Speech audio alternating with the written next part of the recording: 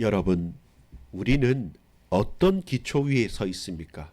그리고 그 기초를 든든히 하고 그 기초 가운데 우리의 삶이 실제로 걸어갈 수 있고 통치할 수 있습니까? 저와 여러분이 우리가 기초가 되고 우리의 힘으로 통치한다면 얼마 가지 못해서 조난을 당하는 거죠. 바다에 배라면 가라앉을 것이고 또 우리가 달려가는 큰 차라고 한다면 그 펑크가 나고 고장이 날 수밖에 없습니다. 그래서 우리의 기초와 우리의 통치의 근원은 언약에 있어야 됩니다. 그리고 오늘 본문은 그 언약의 하나님을 찬양하라고 말씀합니다. 이 전체가 길잖아요. 이 전체 가운데 마지막엔 탄식이지만 그러나 탄식하는 중에도 하나님을 찬양해야 될 이유를 말씀하고 있습니다. 지난 주간 봤습니까? 기도할 수 없을 때조차도 우리가 할 수 있는 마지막 것이 기도라고 한다면 탄식만 남고 더 이상 노래할 수 없고 찬양할 수 없을 그 탄식 속에서도 우리가 마지막으로 할 수 있는 것은 그럼에도 불구하고 하나님을 찬양할 수 있는 것입니다. 기도합니다. 아버지 하나님, 변치 않는 사랑으로 끊이지 않는 노래로 하나님을 찬양하고 하나님을 노래하고 하나님께 영광 돌리는 인생이 되게 하옵소서.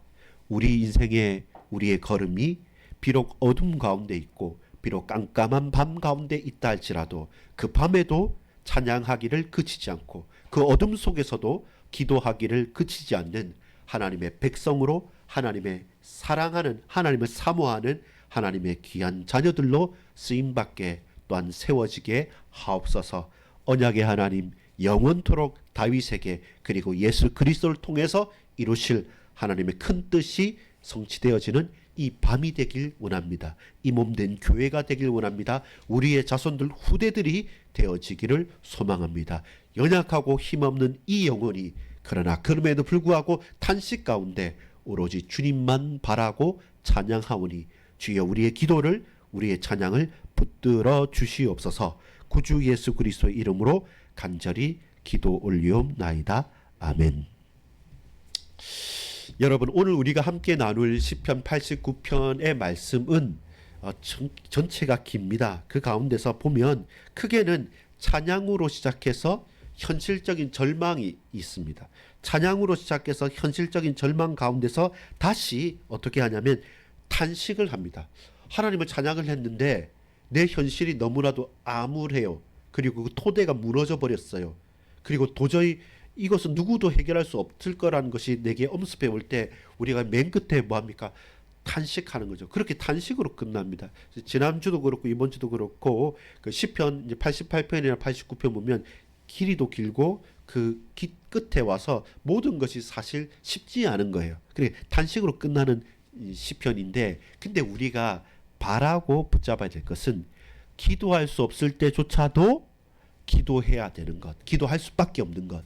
또 마찬가지로 도저히 노래할 수 없고 도저히 좋은 말이 나오지 않고 감사할 수도 없는데 탄식만 나오는 그 순간에서도 우리가 할 수 있는 것은 탄식으로 그치는 것이 아니라 하나님을 영원토록 찬양하겠다. 그게 또 결론이 되어지는 것이죠. 자, 여러분, 변치 않는 하나님의 사랑이 끊이지 않는 노래로 우리의 삶에 펼쳐지기를 소망합니다. 우리의 현실이 어렵단 말입니다. 그럼 오늘 본문 1절에 보면 뭐냐면 밤에 부르는 노래입니다. 밤에 부르는 노래입니다. 이 말씀이 어떤 말씀입니까? 우리의 심령이 상했단 말이에요. 우리의 현실이 큰 고통과 환난에 노출되어져서 좀 빛과 같이 노래는 무엇입니까? 낮에 노래 부를 수 있겠죠. 낮에 노래 부르는 것이 좋겠죠. 서로 바라보고 같이 힘을 차고 아니면 밤이라고 해도 조명을 잘 해가지고 빛나게 노래 부르면 좋겠죠. 근데 지금 시인이 노래하는 것은 아주 깜깜한 밤입니다. 감정이 상하여져 있고 요동치고 어디 하나 마음을 쏟을 데가 없는 마음 붙일 데조차 없는 그 깜깜한 밤에 그런데요. 밤이 깊을수록 무엇은 빛납니까? 별은 빛나는 거예요. 여러분 별이 있잖아요. 별이 밤에만 있는 게 아닙니다. 낮에도 있어요. 근데 낮에는 태양빛이 더 밝기 때문에 그 별이 빛나지 않을 뿐입니다. 근데 깜깜한 현장 가운데서도 근데 낮에는 빛을 잊었던 그 별들이 그 칠흑 같은 깜깜한 밤에는 보인단 말입니다. 그걸 보는 거예요. 낮에만 찬양하고 낮에만 감사한 것이 아니라 밤과 같이 칠흑처럼 어두운데 그 밤에서도 별빛을 보고 우리는 소망과 희망을 찾게 되는 겁니다. 그게 하나님께서 우리에게 허락하신 은혜이고 축복입니다. 밤이 깊을수록 우리에게 그 다음에 보여지는 별이 빛나는 그 밤에 고난이 노래로 바뀌어지는 우리의 진짜 신앙의 고백이 나타나기를 간절히 소망합니다. 그래서 오늘 시편 89편 1절은 밤에 부르는 노래입니다. 다시 한번 제가 보겠습니다. 내가 여호와의 인자하심을 영원히 노래하며 주의 성실하심을 내 입으로 대대에 알게 하리이다. 그러면서 2절에 내가 말하기를 인자하심을 영원히 세우시며 주의 성실하심을 하늘에서 경고히 하시리라 하였나이다. 예. 하나님께서 하나하나를 이 밤에 세워 가시는 것입니다. 여러분, 인자라는 것은 변함없는 언약적인 사랑입니다. 성실하심은 뭡니까? 끝까지 흔들림 없이 끝까지 성실하게 역사하는 것. 누굽니까? 하나님께서 변함없이 사랑하시면서 끝까지 성실하게 반드시 이루시는 그것을 저와 여러분을 통해서 세워가시고 우리에게 역사하시겠다는 것입니다. 누가 뭐라고 해도 어떠한 형편에 있다 할지라도 우리가 그 언약을 붙잡고 이 밤에 노래할 수 있다면 그 칠흑 같은 밤에 빛나는 별빛을 보고 우리는 바로 나갈 수 있다는 것입니다. 고난 중에 부르는 노래가 진짜죠. 좋을 때 누가 노래 못합니까? 근데 이 밤에, 깜깜한 밤에 기도하는 그 기도가 진짜죠. 그래서 우리의 환경과 환란을 넘어선 참된 믿음의 신앙의 고백은 언제요? 고난 때에 드러나는 것이죠. 돌이켜보면 여러분 기억하십니까? 저는 기억이 나는데요. 제가 무슨 말을 하냐면 가장 어려울 때, 우리가 가장 힘겨웠을 때, 근데 가장 감사를 했을 때 이 두 개가 저는 가만히 보면 이렇게 겹쳐 있어요. 이게 똑 맞진 않는데 아주 어려웠지만 가장 감사했던 때가 딱 겹쳐 있어요. 그 가운데 그 중첩되는 부분에 핵심 키는 뭐였냐면 예배라는 거예요. 찬양이라는 거예요. 하나님께 하나님을 묵상했다는 겁니다. 쉽게 말해서 저에게 있어서는 예수님을 처음 믿고 신학교를 처음 갔을 때가 제일 쉽지 않았을 때인 동시에 가장 만약에 내 인생이 돌아가고 싶다면 그 시절로 돌아가고 싶어요. 그때 제가 한번 세봤어요. 일주일에 예배를 드리는 게 최소 16번에서 24번. 그러니까 아침 모임하고 아침에 같이 방에서 모여서 기도하고 또 신학교니까 가서 경건회하고 끝나고 나서 우리 그 학과 모임 또 하고 그 다음에 또 성경 공부하러 또 가서 하고 또 내가 가서 말씀도 전하기도 하고 내가 받기도 하고 또 와서 학생들하고 예배하기도 하니까 일주일에 최소 16번에서 24번에 말 그대로 예배만 있으니까 내 인생이요 처음부터 완전히 새롭게 재구성되는 것을 느꼈어요. 그리고 그 예배가 하나도 지루하지가 않았어요. 더 사모하고 더 감사하고 뭔가 더 알고 싶고 하면 할수록 더 깊이 빨려 들어가면서 변하지 않는 어려움도 있었고 해결되지 않는 문제도 분명히 존재했습니다. 근데 그렇게 힘겨운 가운데 있음에도 불구하고 하나님과 나는 가장 친밀해졌어요. 다른 데 신경을 쓰지 않고 다른 모든 것들은 다 내려놓게 됩니까? 무엇을 먹을까, 무엇을 입을까, 무엇을 마실까, 뭐 어떻게 한다, 그게 아무 생각이 나지 않아요. 오로지 그냥 하나님이 보여진 거고 우리가 하나님과 하나님의 얼굴과 내 앞에 가로막는 거리들이 다 사라져 버렸어요. 근데 그때가 가장 힘겨웠을 때인데 가장 친밀하고 가장 은혜 받았던 감사했던 때입니다. 여러분 어둠 가운데 그 밤 가운데 여러분 기도할 수 있습니까?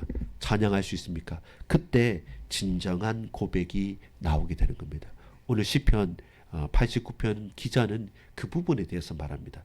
지금 다시 계속 말하지만 아주 우리가 다 읽지 않았지만 그 나중에 그 38절부터 45절까지 보면 완전히 무너진 이제 현실을 말을 합니다. 실제로는 그렇게 다 깨어졌단 말이죠. 메시아가 와도 안 된다 할 정도로까지 다 무너진 현실인데 이 현실이 가지고 있는 거예요. 지금 이 현실 가운데 그럼에도 불구하고 먼저 뭐 하면서 시작했냐면 찬양하면서 시작했던 거예요. 이런 현실 가운데 깜깜한 가운데 있지만 하나님을 계속 찬양하고 있는 겁니다. 찬양하면서 시작을 하고 있는 겁니다. 그런데 이제 찬양하다가 내 현실에 돌이켜 보니까 완전히 토대가 다 무너져 있어요. 그래서 마지막에는 탄식합니다.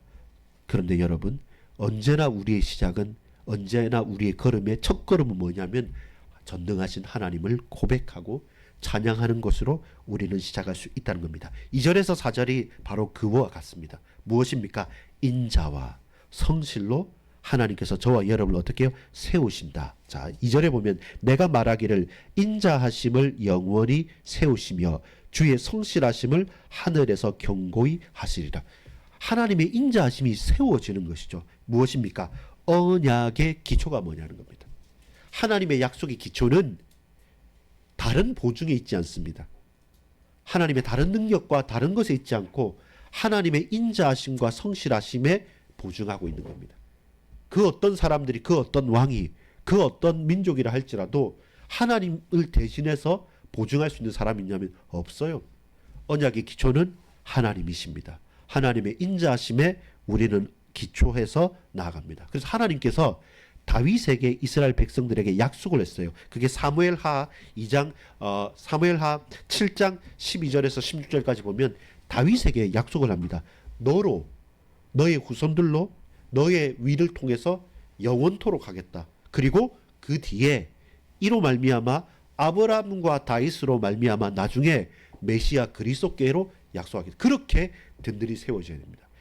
다윗이 잘했다기보다는 뭐냐면 하나님의 계획이 아브라함과 다윗의 자손으로서 이 왕의 혈통으로서 메시아를 보내주시겠다고 약속했기 때문에 다윗의 가문이 망할 수가 없는 거죠. 유다 지파가 빛날 수밖에 없는 것이죠. 유다가 장자 아니었잖아요. 넷째 아들이었잖아요. 그런데도 왜 다윗이 유명하고 다윗이 왕으로서 흔들리지 않고 혹 솔로몬 때 무너졌더라도 다시금 돌이킬 수 있는 것은 무엇이겠습니까?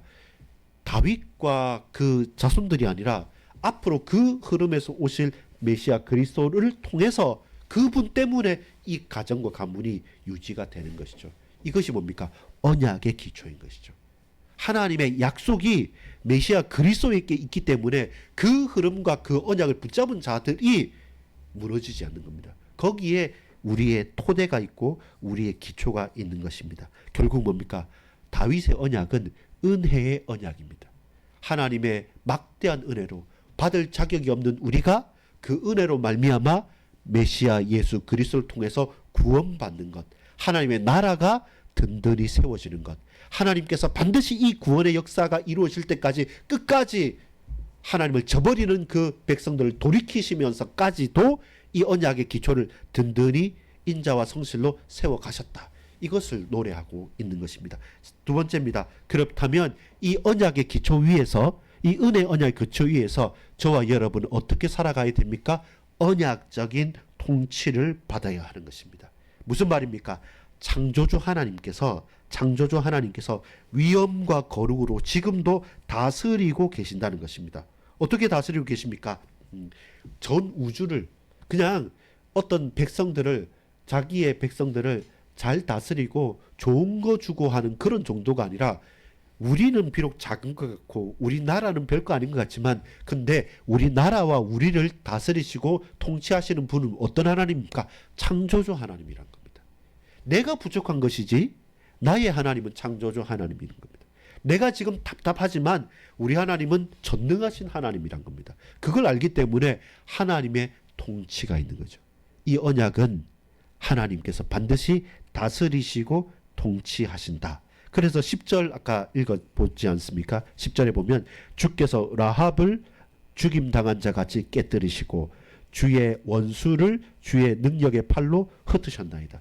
이 뭡니까? 애굽 땅 종되었던 곳에서 이집트를 꺾어버리시고 그 우상을 무너뜨리시고 출애굽해서 홍해를 건너게 하신 것처럼, 결국은 우리의 능력이나 누구의 도움이 아니라 하나님이 하나님의 뜻대로 그 노예 생활 가운데 그 우고가 하늘에 달아달아서 하나님께 울부짖을 때 하나님께서 모세라는 지도자를 세우시고 하나님의 방법대로 그 홍해를 마른 땅같이 건너게 하셨다는 것입니다. 10가지 재앙을 통해서 그 애굽에 편만했던 모든 우상들을 하나하나 다 꺾으시면서 누가 참 하나님이신가를 그들로 알게 하면서 그들이 홍해를 건너게 만드셨다는 겁니다. 그것은 뭡니까? 하나님의 통치입니다. 하나님은 전능하신 분이고 지금도 다스리시는 분이라는 사실을 우리가 분명히 알고 분명히 고백할 수 있어야 합니다. 자, 14절에 볼까요? 죄인인 우리가 하나님 앞에 은혜 받는, 응답 받는 비밀이 뭡니까? 14절, 의와 공의와 주의 보좌의 기초라, 인자하심과 진실함이 주 앞에 있나이다. 우리가 주님 앞에서 행하는 것이죠. 하나님께서 우리를 부르시고 우리를 앞서 행하시기 때문에 우리가 주 앞에서 살아갈 수 있고 이야기할 수 있는 겁니다. 그 누구도 우리를 다스릴 수 없는데 전능하신 하나님께서는 그 언약의 기초 위에서 저와 여러분을 다스리시고 통치하십니다. 우리만이 아니라 전 인류와 모든 피조세계 전체를 다스리시는 창조주 전능하신 하나님이시란 겁니다. 12절에는 뭡니까? 동서남북 전부다. 12절에 보니까 남북을 주께서 창조하셨으니 다볼과 헤르몬이 주의 이름으로 말미암아 즐거워하나이다. 남북, 다볼과 헤르몬 동쪽 서쪽입니다.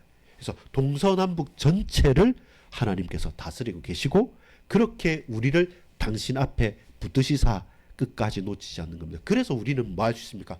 어둠 가운데도 그 밤에도 하나님을 바라고 찬양할 수 있는 겁니다. 여기서는 표현되지 않지만 지금 엄청나게 현실적인 고통 가운데 있는 겁니다. 도저히 이 정도면 망했다 싶어서 하나님 없다 하고 도망가고 싶은 바로 그 현실에 무너진 폐허 가운데서도 우리가 고백하는 것은 하나님의 통치하심을 고백하는 겁니다. 세 번째입니다. 언약적인 통치의 원리가 있습니다. 계속 이제 확장되죠. 하나님은 언약의 하나님입니다. 그 언약으로 통치하십니다. 그 통치의 가장 핵심적인 원리가 뭡니까? 14절에서 18절까지 보면 공의와 인자, 의와 공의, 하나님의 거룩하심, 하나님의 공의로우심이 하나님의 그 보좌를 바치는 두 기둥이 의와 공의입니다. 의로우신 하나님, 공의로우신 하나님, 그 일을 이루시는 하나님, 그것이 하나님의 보좌의 기초이기 때문에 하나님의 뜻은 누구도 빼앗아가거나 누가 하나님의 뜻을 꺾을 수 있는 게 아닙니다. 하나님 반드시 당신의 이름을 위하여 당신의 뜻을 세워가시는 분이고 다스리시며 주관하시는 분입니다. 그래서 우리는 그 의와 공의가 우리에게 어떻게 드러납니까? 인자와 진실로 드러나는 겁니다. 의와 공의 그대로 잣대를 딱 내밀면 그 하나님의 의로우심과 공의로우심에 통과할 수 있는 인간의 육체는 아무도 없습니다. 그래서 하나님께서는 그 의와 공의를 어떻게 해요? 진실하심과 그리고 인자하심, 하나님의 인자와 진실로 죄인인 우리에게 드러내시는 거죠. 그래서 우리가 아까 14절 말한 거죠. 그처럼 주 앞에 갈 수가 있는 겁니다. 주 앞에서 내가 한 말이라도 할 수 있고 하나님 앞에서 기도할 수 있는 이유가 뭡니까? 그 일을 누가요? 그리스도 예수께서 온전히 십자가 지시고 부활하심으로 그 일을 이루셨기 때문에 예수 이름을 힘입어서 그 십자가의 보혈로 말미암아 아바 아버지라 부르시는 거죠. 그전에는 제사 지내야 되고 양을 잡아야 되고 소를 잡아야지만 들어가잖아요. 근데 예수님께서 십자가에서 끝내놓은 다음에서는 이제 더 이상 짐승 제사가 필요 없어요. 더 이상 지성소가 아니어도 돼요. 바로 이 장소 이곳에서 오늘 이 밤에 나를 구원하시고 지금도 다스리시고 지금도 붙드시는 예수 그리스도 그 이름에 그 십자가의 보혈을 내가 믿고 나갑니다 라고 할 때 하나님께서 거부하지 않았습니다. 오랴 나오라 라고 말씀하는 거죠. 예수 이름의 능력이 거기에 있습니다. 하나님께서 공의로 하나님께서 언약으로 통치하시는 원리가 뭐냐면 예수 그 이름에 있는 겁니다. 그래서 그 의와 공의가 예수님께서 십자가신 그 구원의 사건을 통해서 하나님은 잣대를 대듯이 이게 의다, 이게 공의다, 이 앞에서는 너희들이 육체는 살아남을 수 없다 이러지 말하지 아니하시고 은혜로 예수 그리스도로 말미암아 구원받은 우리가 인자하심과 진실로 하나님 앞에 나가는 유일한 참 길을 예수님께서 여신 것이죠. 꼬불꼬불한 길과 그 계곡과 같은 그 산을 헤매는 우리에게 고속도로를 그냥 쫙 내버린 겁니다. 이제 거리끼움 없이 예수 이름 붙잡고 걸어가게 되는 거죠. 그것이 하나님의 통치의 원리입니다. 그럼 우리는 그 원리로 살아가는 것이죠. 깜깜한 이 밤에 현실적인 토대가 다 무너져 있는 이 현실 가운데서도 사람을 의지하거나 내 능력을 의지하는 것과 우리의 경험과 우리의 배경을 의지하는 것이 아니라 그럼에도 불구하고 우리가 유일하게 붙잡을 수 있는 예수님, 그 예수 그리스도의 십자가, 그리고 주님께서 지금도 성령으로 함께 계신다는 임마누엘의 언약을 붙잡고 하나님은 그 이름, 하나님 그 방법, 유일한 그 방법을 통해서 당신의 백성들을 다스리시고 계신다는 것입니다. 그것이 하나님의 방법의 원리입니다. 언약, 은혜의 언약입니다. 그 언약의 통치하심, 전능하신 하나님께서, 원리는 무엇입니까? 인자와 진실로, 의와 공의로 하나님께서는 지금도 예수 이름을 통해서 우리와 화평케 되시며 우리로 당신의 자녀로 삼으시고 우리의 죄를 보지 않으시고 예수의 십자가의 보혈로 말미암아 그 모든 더러웠던 죄악들이 씻겨져 버린 겁니다. 그렇게 우리는 죄인인데 칭의, 의롭다 칭함을 받은, 그 죄의 문제를 해결한, 죄에서 용서받은 죄인, 해결받은 죄인으로서 칭의, 의롭다 칭함받은 하나님의 백성으로 우리는 살아가는 것이죠. 그것이 우리의 삶의 원리고 이 나라와 이 백성들이 우리 몸된 교회가 살아가는 이유가 되는 것입니다. 그러면요, 제가 서두에 말씀드린 것처럼 어느 정도 집중적인 시간이 필요합니다. 왜냐하면요, 우리의 삶이라는 이 패턴 자체가 계속 반복적인 거예요. 조금 뭔가 좀 될 듯 하다가 이런저런 내가 감당하기 힘든 사건과 문제가 오면 또다시 돌아가 버리고 또다시 돌아가 버립니다. 그 문제에 그 단절해버리고 끊어버리라고 한다면 집중적인 하나님의 은혜의 시간이 필요한 겁니다. 내 삶에서 내 앞으로 가는 걸음 가운데서. 그리하여서 저와 여러분이 예배자로, 저와 여러분이 찬양의 사람으로, 오늘 본문이 그렇다 했잖아요. 저기 38절부터 52절 저까지 가면 전부 다 허물어진 현실 가운데 현실을 쳐다만 보면 다 믿음 떨어지게 돼 있습니다. 그런데도 불구하고 이 시인은 꾹 참고, 참는다기보다는 그 현실보다 먼저 보이시는 분이 누구냐면 하나님이신 거죠. 먼저 내가 고백할 수 있는 것은 다윗의 언약을 통해서 은혜의 언약으로 오신 예수 그리스도, 그분을 소망하면, 바라만 봤는데도 내가 고백하게 되는 거죠. 아, 문제 이전에 하나님의 은혜, 내 사건과 환난 이전에 하나님의 공의와 하나님의 의와 하나님의 신실하심과 하나님의 진실, 그리고 하나님의 성실하심, 그것이 인자하심이 나에게 보여지니까 예수 이름 붙잡고 가는 것이죠. 결론을 맺겠습니다. 여러분, 즐거운 소리로 부른다고 했는데 15절에 보면 즐거운 소리를 아는 백성이라고 말합니다. 즐겁게 소리칠 줄 아는 백성은 복이 있나니 여호와여 그들이 주의 얼굴 빛 안으로 다니리로다. 즐거운 소리가 무엇입니까? 복음의 나팔 소리, 하나님을 찬양하는 그 즐거운 기쁨의 찬양과 영광의 환호 소리를 듣고 우리의 얼굴이 하나님의 얼굴 빛 속으로 나아가게 되는 것이죠. 그 음성을 들을 수 있고 그 노래와 환호와 찬양을 할 수 있고, 또한 우리가 주저함 없이 두렵지 않게 예수 이름 붙잡고 하나님 앞으로 하나님의 얼굴 빛으로 걸어가게 되는 것입니다. 하나님의 영광을, 하나님의 언약을 선포하며 찬양하는 전도자, 예배자가 되어야 합니다. 그것이 오늘 시편 89편의 결론입니다. 마지막 한번 볼까요? 52절 마지막을 한번 읽어보겠습니다. 89편 52절입니다. 마지막입니다. 제가 51절 읽을 테니까 여러분 52절 읽어주세요. 여호와여, 이 비방은 주의 원수들이 주의 기름 부음 받은 자의 행동을 비방한 것이로소이다. 여러분 보세요. 대적들이 기름 부음 받은 메시아 그리스도까지 비방하고 비난합니다. 그런데도 우리는 뭐합니까? 52절 시작. 여호와를 영원히 찬송할지어다. 아멘 아멘. 그럼에도 불구하고 여호와를 영원히 찬송할지어다. 아멘 아멘. 믿습니다. 그럼에도 불구하고 하나님을 이 밤에 영원히 찬양하겠습니다. 상황과 환경에 따라서 하나님을 붙들었다가 놓았다가 하는 것이 아니라 우리가 의심했던 모든 불신앙들을 다 내려놓고 하나님께 나아갈 수 있게 되는 것이죠. 복음의 나팔 소리를 듣고 우리는 나아가는 것이고, 처음부터 하나님은 열방을 향해서, 이 열국 전체를 향해서 창조주 하나님께서 다스리시고 붙드셨다는 것입니다. 여러분, 결론적으로 말씀드립니다. 현실이 하나님의 약속을 흔들 수 있습니다. 다시 말합니다. 현실이 하나님의 약속을 흔들 수 있습니다. 그러나 하나님의 약속은 현실 때문에 결단코 무너지질 않습니다. 우리 그 사실을 아는 거죠. 지금 이 밤에 부르는 노래입니다. 고통 가운데 부르는 노래입니다. 노래할 수 없는 환경입니다. 그럼에도 시인은 먼저 찬양으로 시작합니다. 왜 그렇습니까? 현실이 하나님의 약속을 붙잡은 나를 혹은 하나님의 약속을 흔드는 것처럼 보이기도 합니다.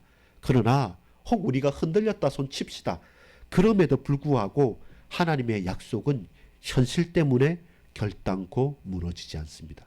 우리는 그 사실을 알기 때문에 이 밤에 찬양할 수 있는 것입니다. 하나님의 언약, 하나님의 언약의 통치, 하나님의 언약의 통치의 원리, 그리고 저와 여러분이 이제 기도할 수 있는 이유, 찬양할 수 있는 이유. 이 밤에 변치 않는 하나님의 사랑과 끊이지 않는 감사의 고백이 넘치기를 간절히 소망합니다. 기도합니다. 아버지 하나님, 감사합니다. 누가 뭐라고 해도 예수 그리스도 안에서 은혜 속에 구원을 얻게 하시는 하나님의 언약이 분명하게 깨달아지기 원합니다. 하나님의 언약의 통치가 하나님의 인자하심과 성실하심으로 우리에게 다가왔고, 또한 그 가운데 하나님의 통치의 언약의 통치의 원리는 의와 공의로, 성실과 진실로, 인자하심으로 우리를 붙들어 주셨고, 이제 이 밤에 혹 내 현실이 나를 뒤흔든다 할지라도, 그러나 그럼에도 불구하고 그 언약은 결단코 단 한 번도 그 현실에 막히지 않고 현실이 하나님의 언약을 꺾을 수 없음을 알고 믿음으로 고백하는 우리 모든 사랑하는 반석교회 권속들, 동역자들, 그 현장의 사명자들 다 되게 하여 주옵소서. 두고온 우리 가정, 우리의 후대들, 우리가 살고 있는 우리의 지역과 직장과 현장, 학교, 그 모든 만남과 사건 가운데 주여 불신앙하지 않고 그 현실 때문에 믿음을 저버리지 않고, 비록 순간적으로 흔들린다 할지라도 그러나 언제나 전능하신 하나님, 통치하신 하나님, 언약의 하나님은 그 현실을 넘어설 수 있도록 당신의 백성에게, 당신의 자녀들에게, 당신의 제자들에게 맡겨주시고, 그 통해서 하나님의 말할 수 없는 역사의 큰 문들이 열려졌음을 고백합니다. 이 밤에 주여 주님을 찬양합니다. 영원토록 주님을 찬양하고 아멘 아멘을 고백합니다. 아버지 하나님, 우리의 현실, 나의 언약을 뒤흔드는 그 현실 온전히 주님 앞에 내려놓고 기도합니다. 주여, 주께서 그 모든 문제를 해결하여 주시고 그 모든 것들 가운데 하나님께 찬양할 수밖에 없는 증거와 고백과 역사를 나의 앞길에, 우리의 현장에, 우리의 손발 위에 주여 붙여 주시옵소서. 구주 예수 그리스도 이름으로 간절히 기도 올리옵나이다. 아멘.